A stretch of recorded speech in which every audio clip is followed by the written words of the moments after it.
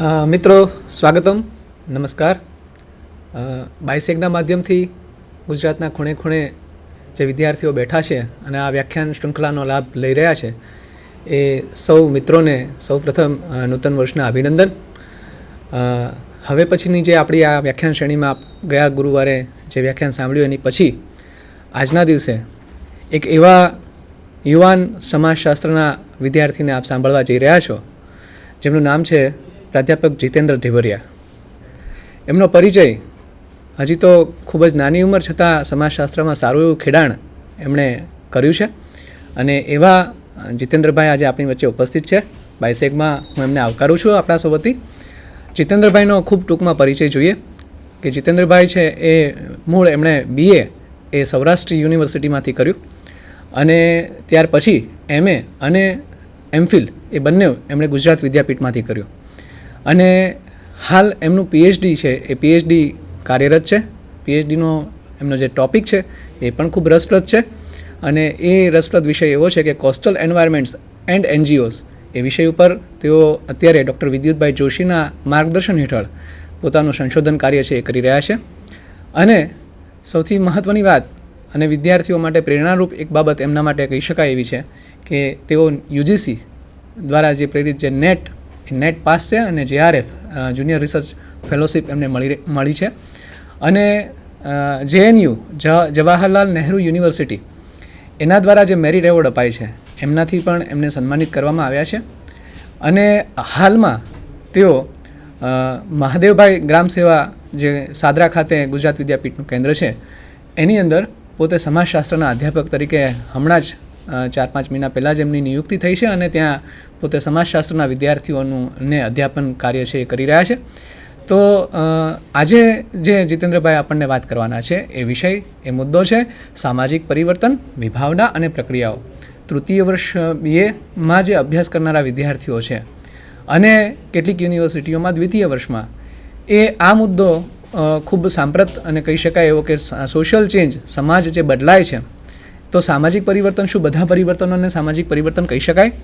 શું સમાજ બદલાય છે એટલે નાના નાના પરિવર્તનો એ સામાજિક પરિવર્તનનો કોઈ ભાગ છે? આવા ઘણા બધા પ્રશ્નો સમાજશાસ્ત્રના વિદ્યાર્થીઓને થાય ત્યારે એ આખી જે એની વિભાવના શું છે, બેઝિકલી આપણે સોશિયલ ચેન્જ કોને કહીએ છીએ અને સામાજિક પરિવર્તનની જે વિભાવના છે એ વિભાવના સમાજશાસ્ત્રમાં વિભાવના માટે બહુ સરસ શબ્દ કહેવામાં આવે છે કે અનેકવિધ હકીકતો માટે વપરાતો એક શબ્દ એટલે વિભાવના.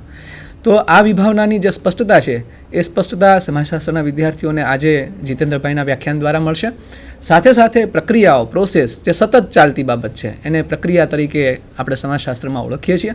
તો આ પરિવર્તન એ કંઈ 1-2 દાયકા પૂરતું નથી પણ જે નિરંતર સમાજના ઉદ્ભવથી માંડીને આજ સુધી એ આખી પ્રોસેસ છે, આખી પ્રક્રિયા છે એ ચાલતી જોવા મળે છે.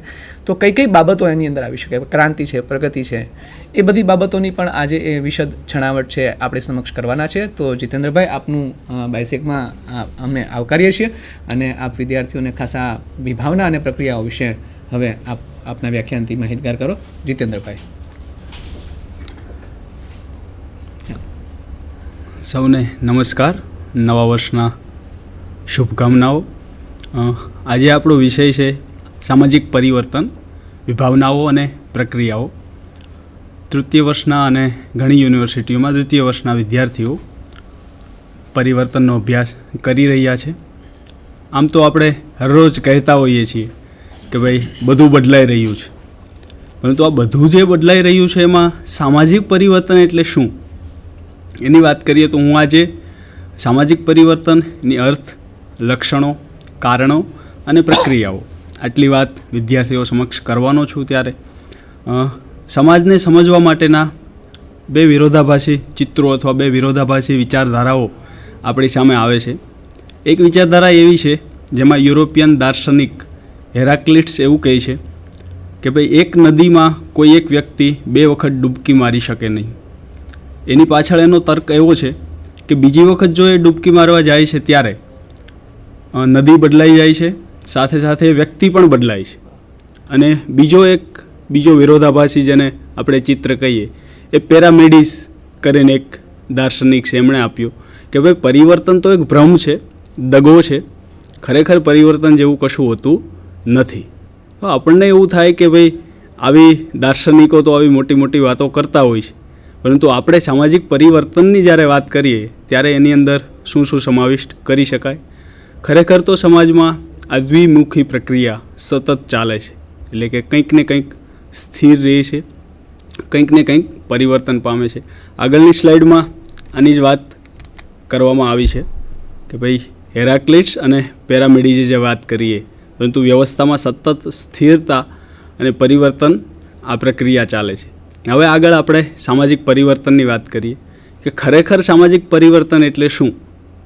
તો ઘણા બધા સમાજશાસ્ત્રીઓએ પોતાના દૃષ્ટિકોણથી સામાજિક પરિવર્તનને સમજાવવાની કોશિશ કરી છે.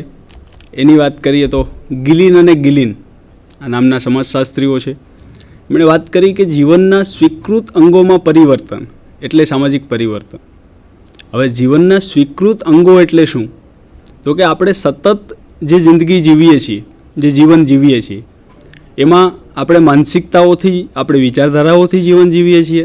સાથે સાથે આપણી પાસે કંઈક છે, એટલે કે ફર્નિચર હોય, વાહન વ્યવહાર હોય, બીજા બંગલા ગાડી બધું જ હોય.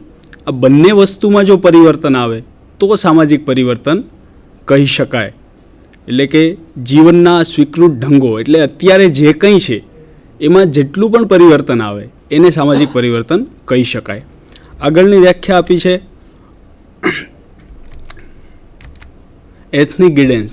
અત્યારે જે સમાજશાસ્ત્રીનું બહુ મોટું નામ છે, બ્રિટનના તેઓ સમાજશાસ્ત્રી છે, એમણે એવી વાત કરી છે. જો કે એમની વાત સમજવી થોડી અઘરી છે, કારણ કે એમણે બહુ ઊંડાણની વાત કરી છે કે સામાજિક સંરચનાની અંદર અંતર્નિહિત એક સામાજિક સંરચના હોય છે, એની અંદર જો પરિવર્તન આવે તો સામાજિક પરિવર્તન કહી શકાય. એટલે કે આપણને જે બહાર દેખાય છે એ એટલું બધું સામાજિક પરિવર્તન કહી શકાતું નથી. પરંતુ જે કોઈ પણ દેશની એક સામાજિક વ્યવસ્થા હોય છે, જેમ કે ભારતની વાત કરીએ તો ભારતમાં જ્ઞાતિ, સંયુક્ત કુટુંબ, ધાર્મિક પ્રભાવ આ બધી એક સામાજિક સંરચનાની બાબતો છે.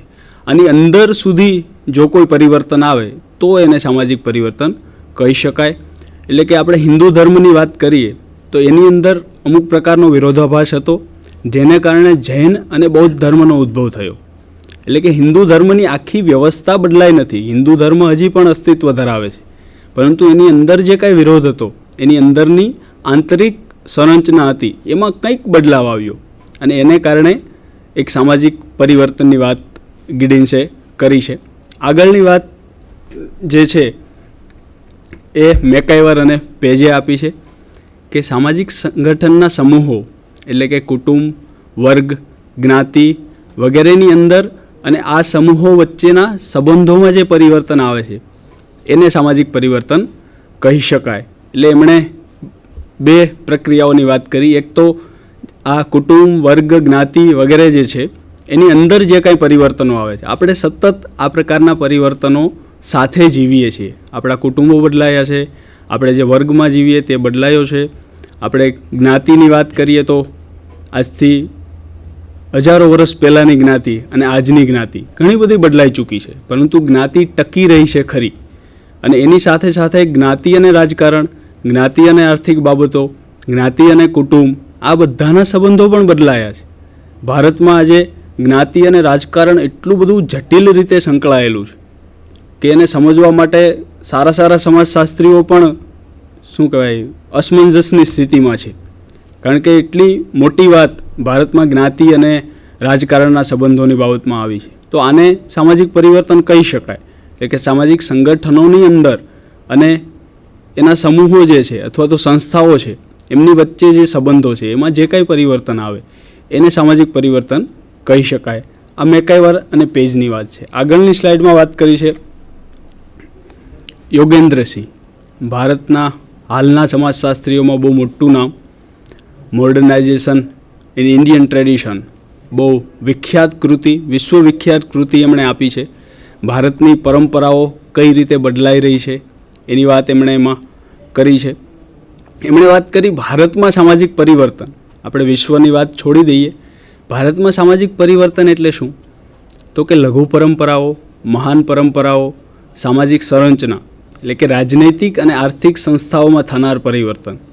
ભારતમાં સામાજિક પરિવર્તન મેં અગાઉ વાત કરી એમ સમજવું ખૂબ અઘરું છે, કારણ કે ભારતમાં આજે પણ અગણિત વૈવિધ્ય, જેને એમ કહેવાય કે હજી પણ ફળ ફૂલ એકત્ર કરી અને જીવનારો સમુદાય છે, અને એક બાજુ જેને આપણે ઇન્ફોર્મેશનનો એજ કહીએ, ઇન્ફોર્મેશન સૂચના યુગ કહીએ, એમાં જીવનારા લોકો છે. તો આમાં કેવા કેવા પ્રકારના પરિવર્તનો આવે છે એ સમજવા ખૂબ અઘરા છે. એટલે એમણે લઘુ પરંપરા, મહાન પરંપરાઓ અને સામાજિક સંરચના એટલે કે સંસ્થાઓ કઈ રીતે બદલાઈ રહી છે ભારતમાં, એમાં જેટલું પણ પરિવર્તન આવે એ બધાનો સમાવેશ સામાજિક પરિવર્તનમાં કર્યો છે.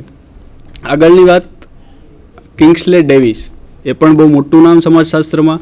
હ્યુમન સોસાયટી નામનો બહુ મહત્ત્વનો ગ્રંથ એમણે આપ્યો. એમણે વાત કરી સામાજિક સંગઠન એટલે કે સમાજની રચના અને કાર્યમાં થતા બદલાવ એટલે સામાજિક પરિવર્તન. સ્પષ્ટ રીતે વાત કરીએ તો ભારતની અંદર આજે નાના કુટુંબો અને નવી જ્ઞાતિઓ ઘણા વર્ષો થયા વિકાસ પામી છે. સાથે સાથે એના કાર્યો પણ બદલાયા છે. જેમ કે આજે તમે શહેરોમાં જુઓ તો ફેમિલી ટ્રેનિંગ સેન્ટર, કે બાળકનો ઉછેર કેમ કરવો, આ પહેલાં ક્યાંય શીખવાડવામાં આવતું નહોતું. આ તો કુટુંબનું કાર્ય હતું. પરંતુ આજે શહેરોમાં જે ઉચ્ચ વર્ગ કહેવાય છે એ લોકો બાળકનો ઉછેર કઈ રીતે બાળકને તેડવું, એના કપડાં કઈ રીતે બદલવા, આની પણ ટ્રેનિંગ મેળવે છે. તો આ જ્ઞાતિનું, કુટુંબનું જે આ કાર્ય હતું એ હવે બીજી સંસ્થાઓ કરવા માંડી. સાથે સાથે જ્ઞાતિઓના કાર્ય પણ બદલાયા. જેમ કે સમૂહ લગ્નો કરે છે, જ્ઞાતિ પસંદગીના મેળવડાઓ કરવામાં આવે છે, એના તેજસ્વી તારલાઓનું સન્માન, આવા કંઈક ને કંઈક બોર્ડ આપણે જોતા હોઈએ છીએ. તો આ બધું જ ક્યાંક ને ક્યાંક સામાજિક પરિવર્તનનો નિર્દેશ કરે છે. એટલે કે કુટુંબની અંદર તો પરિવર્તનો આવ્યા છે. મા બાપ અને સંતાનો વચ્ચેના સંબંધો હોય, પતિ પત્ની વચ્ચેના સંબંધો હોય, આ બધા બદલાયા છે. સાથે સાથે એમના કાર્યો, એ કુટુંબ અગાઉ આર્થિક વ્યવસ્થાઓ, એના સભ્યોને આર્થિક ઉપાર્જનનું સાધન આપવું, આ બધું જ કાર્ય કુટુંબ કરતું હતું. પરંતુ હવે એ કાર્ય કરતું નથી. હવે વ્યક્તિગત રીતે પોતાની લાયકાત અને પોતાના કૌશલ્ય મુજબ બધા પોતપોતાનો વિકાસ અથવા પોતપોતાનો વ્યવસાય કરે છે. એને કારણે એક જ કુટુંબમાં તમને ઘણા બધા વ્યવસાય કરનારા હવે જોવા મળે છે. આગળની વાત છે KL શર્મા. રાજસ્થાન યુનિવર્સિટીમાં કુલપતિ હતા અને બહુ મોટું નામ છે ભારતીય સમાજશાસ્ત્રમાં. એમણે બહુ વિશદ વ્યાખ્યા સામાજિક પરિવર્તનની આપી છે કે સ્થાન, સમય, સંદર્ભના પરિપ્રેક્ષમાં સામાજિક સંરચનાની અંદર થનાર પરિવર્તનની પ્રક્રિયાના જથ્થાને, અહીંયા જથ્થા શબ્દ ખૂબ મહત્ત્વનો છે, કારણ કે કોઈ એક દિશાના પરિવર્તનની અહીંયા વાત નથી.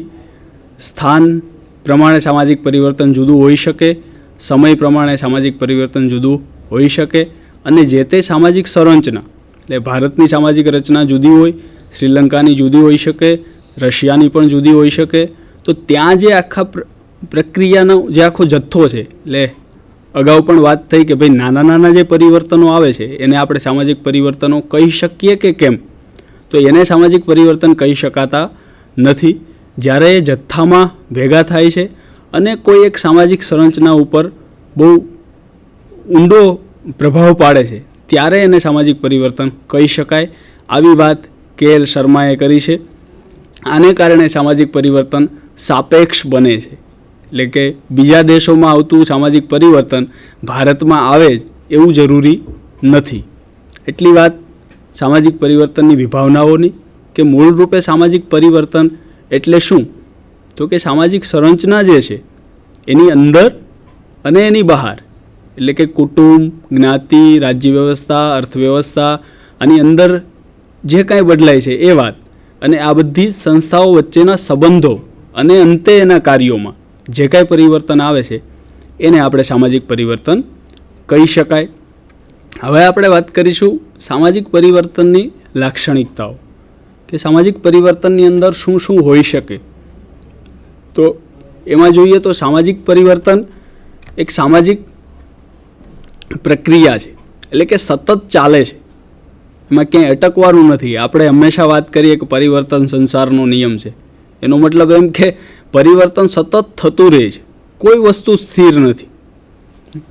એટલે સામાજિક પરિવર્તન એક પ્રક્રિયા છે, એ સતત સમાજમાં તમને જોવા મળે. હજારો વર્ષથી આ માનવ સમાજનો ઉદ્ભવ થયો ત્યારથી આજ સુધી આ પ્રક્રિયા ચાલી છે અને એને કારણે કદાચ આપણે આજે મળી શક્યા છીએ, કારણ કે પરિવર્તનનો એક આખો પ્રવાહ આપણી સામે છે. બીજું જે લાક્ષણિકતા છે એ છે સાર્વત્રિક, એટલે બધા જ સમાજમાં એ જોવા મળે છે. દુનિયાનો એક પણ સમાજ અથવા એક પણ દેશ એવો નહીં હોય કે આ સામાજિક પરિવર્તનથી દૂર હોય. એટલે કે સાર્વત્રિક છે. પ્રાચીન સમાજ હોય, અત્યારનો સમાજ હોય, જનજાતીય સમાજ હોય, આધુનિક સમાજ હોય, પૂર્વ ઔદ્યોગિક સમાજ હોય, જેની પણ વાત જે પણ સમાજશાસ્ત્રીઓએ કરી છે એ બધામાં પરિવર્તનની પ્રક્રિયા તમને જોવા મળે. હા, એની ગતિ અને દિશા જુદી જુદી હોઈ શકે. અમેરિકામાં આવતું સામાજિક પરિવર્તન ચોક્કસ રીતે જુદા પ્રકારનું હોય, ભારતમાં આવતું સામાજિક પરિવર્તન એમના સંદર્ભમાં હોય. ત્યાર પછીની આગળની લાક્ષણિકતા છે સામાન્ય માનવી સુધી પહોંચ. એટલે કે આપણે ઘણી વખત વાત કરતા હોઈએ છીએ કે હવે તો બધા હવાઈ જહાજથી જ મુસાફરી કરે છે, પરંતુ ખરેખર આવું બને છે ખરું? શું સામાન્ય માણસ સુધી આ વસ્તુ પહોંચી છે? જો નથી પહોંચી તો એને સામાજિક પરિવર્તન